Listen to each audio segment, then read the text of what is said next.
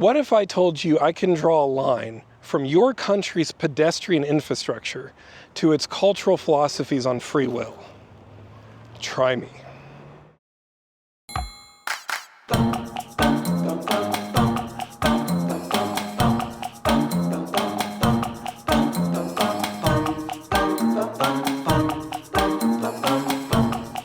Hello and welcome to part 2 of my series on free will. That's a reminder that this is part 2, so if you feel like you're missing out on something, go back and watch part 1. In my previous video, I wanted to focus on two main goals. The first goal was to distinguish terms because I think that getting them confused has ruined our debate on this subject.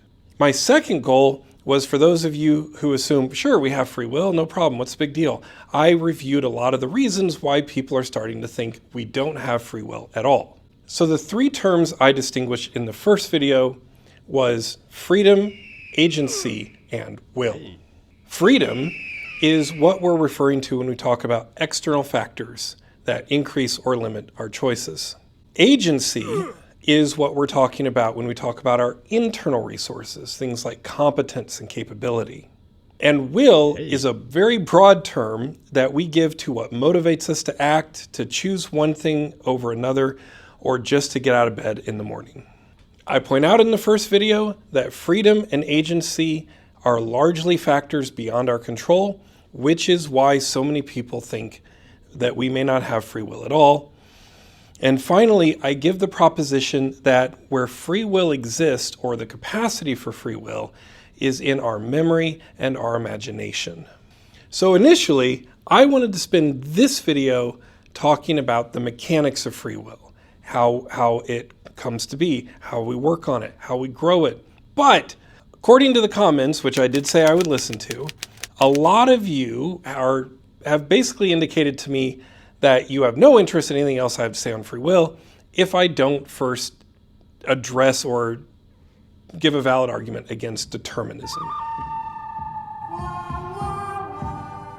Now, I have to admit, it was very tempting to just jump all the way ahead and just do this video directly addressing determinism. Come on, I'm ready, I can do it!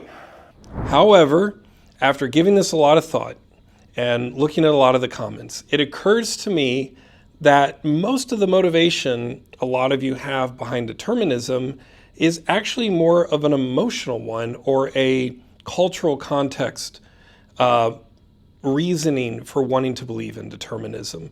Things like, are we truly accountable to our actions, or things like that. So I am going to move up my argument against determinism, but before we go there, I'm going to make a different case in this video that I think is more important. I believe what I need to do first is to talk about why this is so important and what a difference the argument I am making has. Because in the end, when it comes to philosophy, it is not the most logical argument that wins. It is not the one that makes the most sense. It is not the one that has the best reasoning or anything. In the end, when it comes to philosophy, the thing that ends up winning is the philosophy that is the most useful to society. And I'm going to show you that my framework I am giving on free will is the most useful of the different options that we have so far.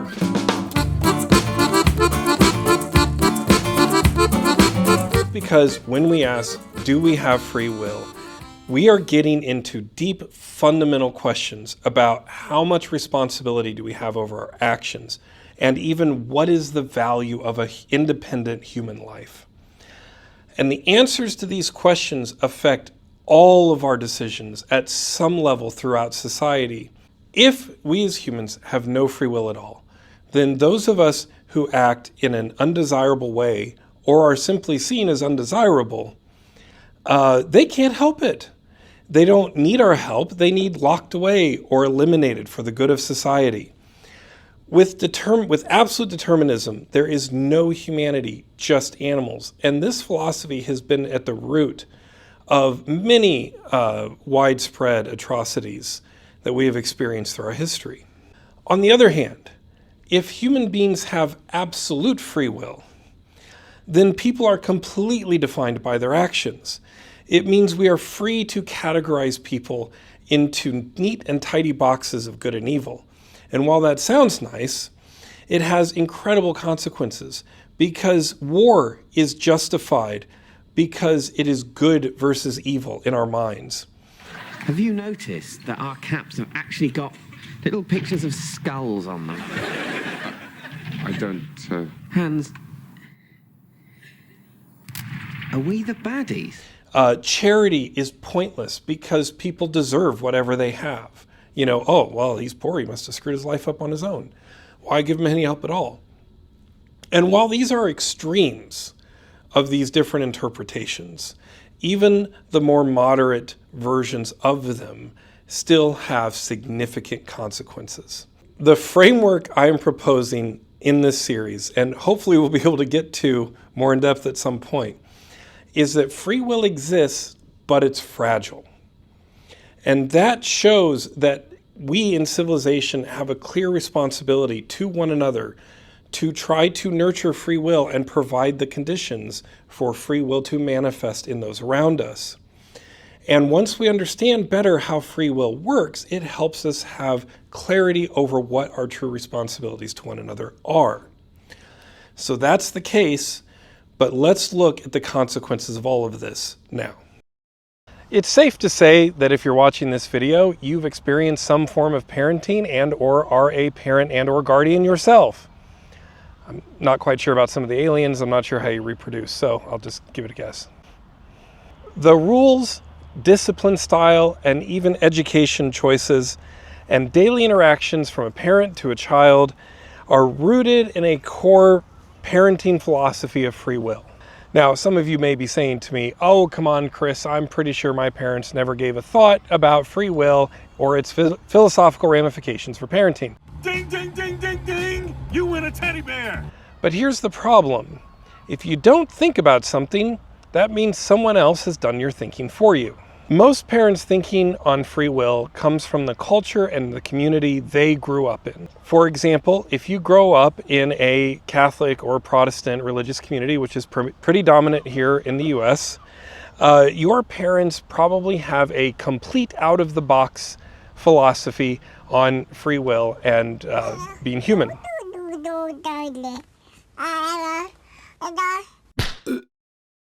That means you are free to talk back and show disrespect to your parents as soon as you can utter your first words. By the way, for those of you who know the reference, I call this the Dobson fallacy. This way of thinking tends to lead to a more authoritarian or even draconian style of parenting because the child is viewed as being completely responsible for their actions. On the severe side, it can even be abusive. But on the softer side, it still creates unnecessary tension between the child-parent relationship as the child's behavior is constantly being evaluated by the parent under a question of, is my child good or bad? But if you think I'm just trying to trash religion here, we have another side of the coin that's more prevalent in, more secular cultures. And I call this the blank slate parenting philosophy. This is where parents think of their child as having no free will at all, and in their minds, their child is just going to become an exact product of whatever information, activities, or investments they make in the child. Or if they're really rich, the genetic modifications they made. This can be seen in extreme cases, like the helicopter parent and the proxy parent. The helicopter parent will hover over their child with constant and obsessive attentiveness, continually thinking about how to form the child into some kind of ideal they have in their heads. And the proxy parent can be even worse because what they basically do is try to shape the child into the them they wish they would have been. And we can see examples with that with notorious cases, for example, that I'm showing here on the screen. Okay, these are all extremes, right? And parents who are acting like this, it means that they have something even far deeper problematic than obviously their philosophy on free will. And I am not ignoring that. But even well-meaning and sincere parents struggle finding the right thing to do when it comes to their children. Most find themselves being pulled back and forth by these different ideas around what a child is and what a parent's true responsibility is in raising them. With the concepts I'm working on in this series, the goal of parenting is to foster free will. that our goal as parents is not to shape or mold our children as if they are tiny homunculi, nor is it to fix or purge them of all undesirable behavior.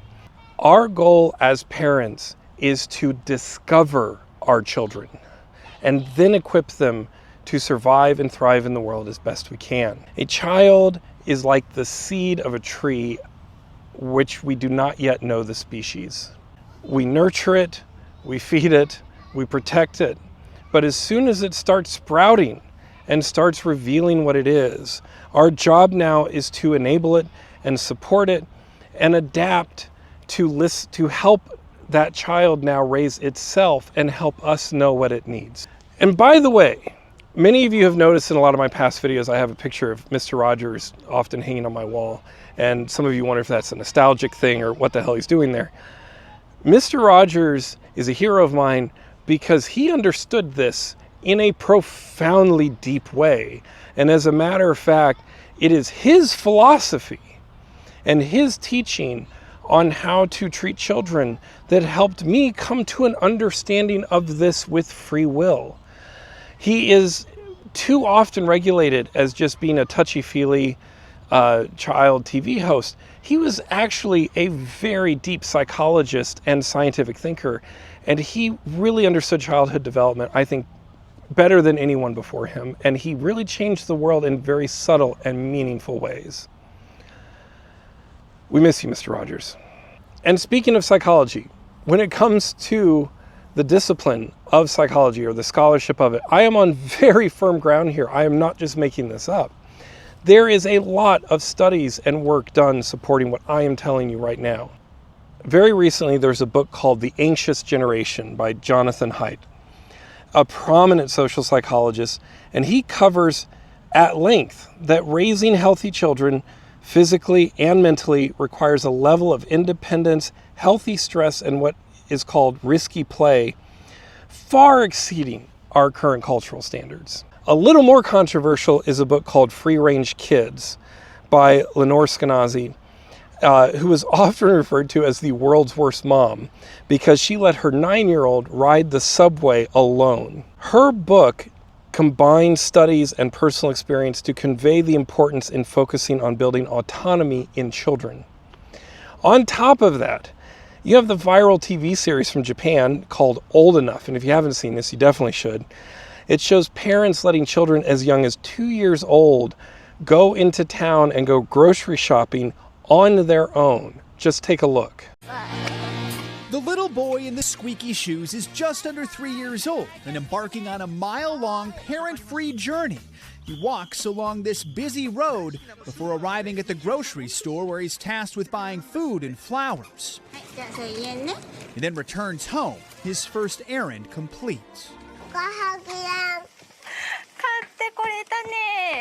That's just fantastic.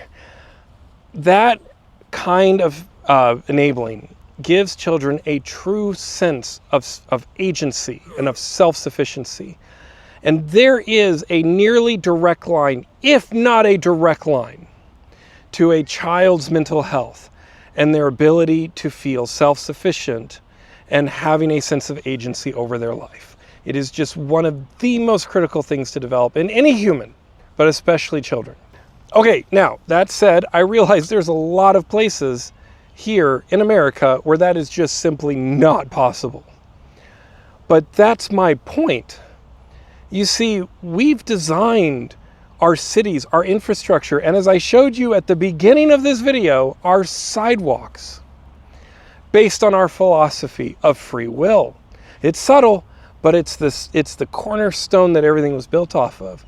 And because we think of children as pretty much useless until 18, we decided there was no reason to develop our infrastructure, our cities, our pedestrian crossings, or anything else to accommodate the even suggestion of independent and self-capable children. And so even if you are a parent like me in this country who wants to give your kids agency and freedom, it is almost impossible to do it. And I am very thankful to grow up in a town that has lots of bike paths and greenways, because that enabled my kids to get around, get themselves to school, start doing grocery shopping and all these things before they could learn how to drive. But I know that that is just, it's an exceptional thing, and I'm very thankful for it, but most people do not have that. So bringing this back to just how much our thinking on free will influences us as parenting, I will tell you from personal experience that when I had this epiphany as a parent, it changed everything. The day I realized parenting isn't a balance, it's not about, oh, should I be too strict? Should I be too lenient? It's about, am I doing what I need to do to equip my child and help them grow their agency? And obviously, when they're very, very young and toddlers and they're complete morons, we have to be somewhat strict with, don't put your finger in an electrical socket, right? But as soon as they can understand words, it's my job to simply teach them what an electrical socket is and how it can kill you. As our children gain agency, we reward them with freedom. And as they experience their agency and their freedom and their options increase, and they get to express their free will, then they start helping us know what tools they need to grow and to flourish. And frankly, I can say this approach had pretty good results, and I think my kids turned out really well. Aw, thanks, Dad. You're welcome. So look, if we think that we, as humans, are nothing more than a sum of our influencing factors, it robs us, first and foremost, of our openness to discovery and exploring our own humanity. And while parenting affects all of our lives, it doesn't stop there. Okay, so I did want to have a section that also went into how our thinking on free will affected the design of our educational institutions. But for the sake of time, I'm going to just kind of skip over that a bit because it just runs so parallel to what we just covered on parenting. But to give you a quick summary of how our thinking on free will has affected education in the West, here's an example. Doom, doom, doom. Go home now. Now, I know I said in the West, but Nordic countries are excluded. Those of you who know why. Moving on. Now, let's talk about the penal system. The what? Prison, jail, court. Theories of free will are pervasive throughout all legal theory, and the philosophical mess around free will is part of why our justice system seems so broken and inconsistent. Like the examples I gave in my first video, anyone with common sense can understand that a baby does not have the capacity for free will. But we also have a general consensus that at some point as we grow and mature, we should be held accountable for our actions. So, in our great wisdom, we resolve the complex question of free will in the most nuanced and sophisticated way possible. We decided to draw a line at 18. Before this line, you are a victim of circumstance with no free will of your own. And after this line, you are a fully capable adult with all the resources and agency to make perfectly law-abiding, moral and ethical decisions. But, to our great surprise, this arbitrary and forced simplification of humanity has had a lot of issues. So we continue to tack on ad hoc exceptions and legal conditions like a giant litigious Frankenstein's monster. The greatest consequence of our limited maturity regarding free will is our extended philosophy on punishment and incarceration. We have allowed our prison system to become a roughly $2.5 billion industry and de facto slave labor system. Business is so good, it's criminal. The reason this system endures is because of the philosophy behind it and because of you. Yes, you, watching this at home right now. Well, most of you. The general population in America thinks prisoners are all bad people because whatever got them in prison was completely their choice. And because of our binary thinking on free will, we assume both the criminals have chosen the path they're on of their own free will, and that therefore they are bad people who have no hope of rehabilitation. And we know that we think this way because if we didn't, we would be like Norway, who has a 25% recidivism rate. And they have that low of a rate because they focus on rehabilitation. Whereas in the United States, we have a 70%, maybe even higher, recidivism rate. Because we don't care. We just don't think it's worth investing in.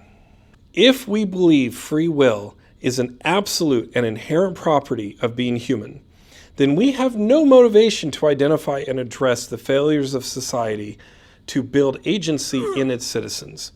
However, if we believe that there is no free will and everything is just deterministic, then we have absolved ourselves of responsibility as well. After all, what are you going to do, right? It's either the fault of the person or the fault is in our stars. Now, let's talk about charity. When it comes to charity and altruism and our obligations to helping others, free will plays a huge role. That said, when researching this particular area to see what philosophers have said about it, I found the bulk of academic work severely lacking.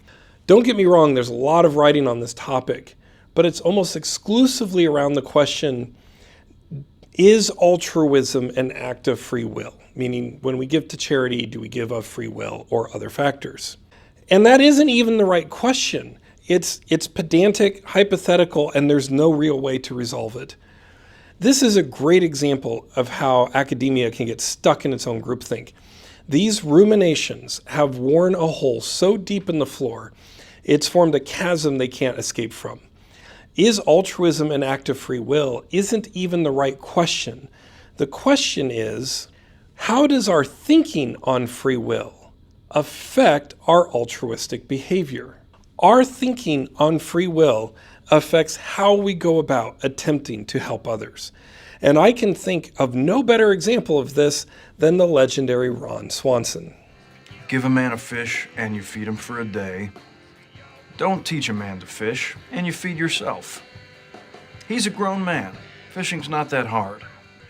In this clip, Ron gives us a very succinct picture of his worldview.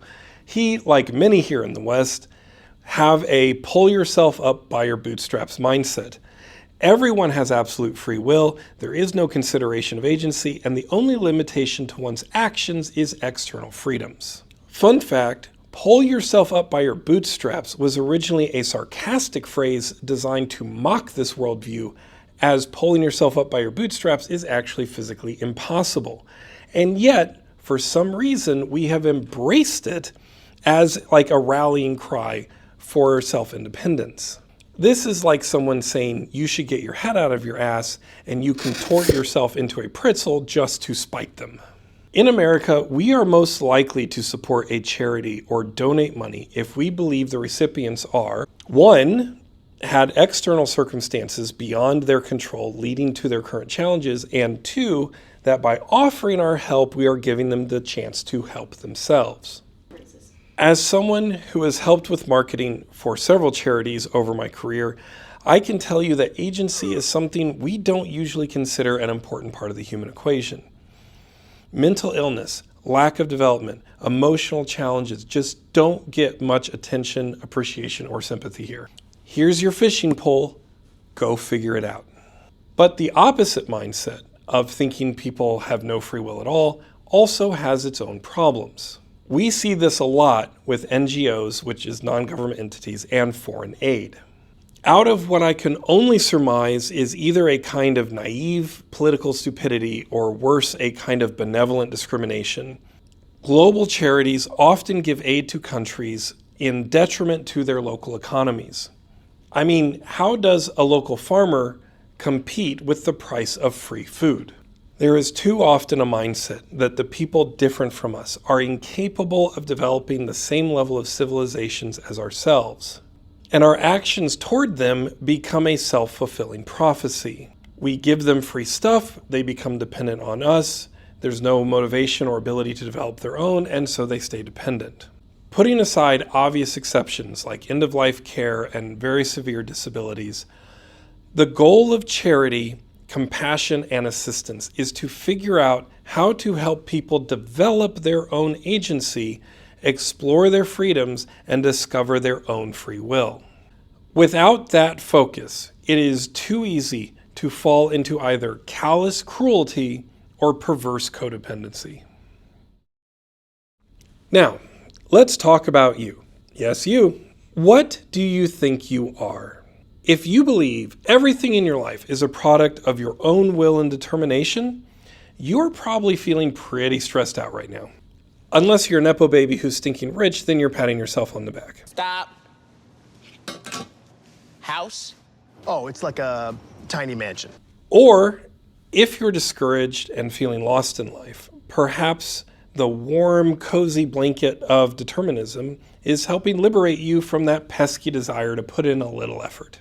If, however, you understand that free will is both fragile and precious, then that gives you a path to accept the myriad of limitations and circumstances you find yourself in, have more grace for your past self, and understand where to invest your efforts in working on yourself. As common and cliche as it is, Socrates spoke the most important and critical words on this subject. The unexamined life is not worth living. He said that because he understood that the life we are born into is not at first our life, it's someone else's. But that we have within us the potential to eventually live something that we can call our own. That's the importance of this series. If we think everything we do is our own free will, we never take the time to examine our own minds and give ourselves a critical review. And if we think we have no free will, then we lack the motivation and the clarity of how we can build our abilities within ourselves.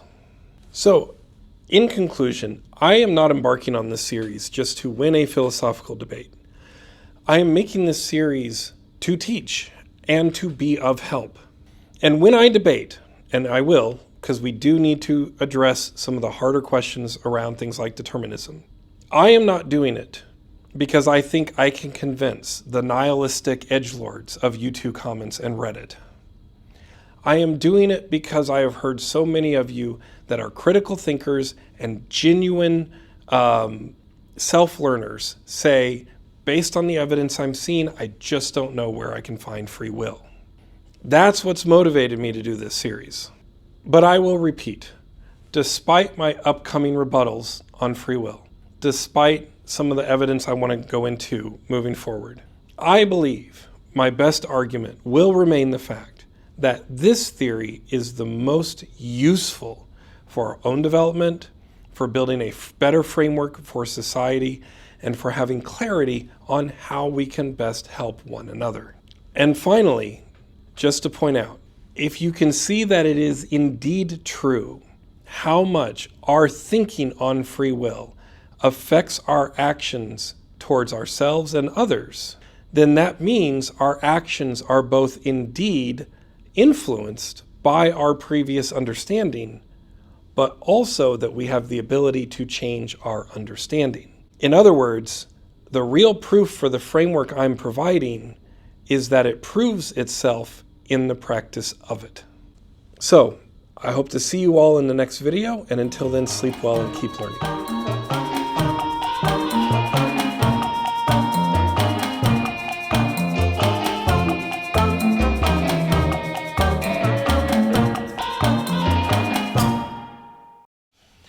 So the argument I am making for goodwill, it's a nice story. Because if we didn't, we would be like Norway. God damn it. All right, turn your mic off. You can't silence me. All right.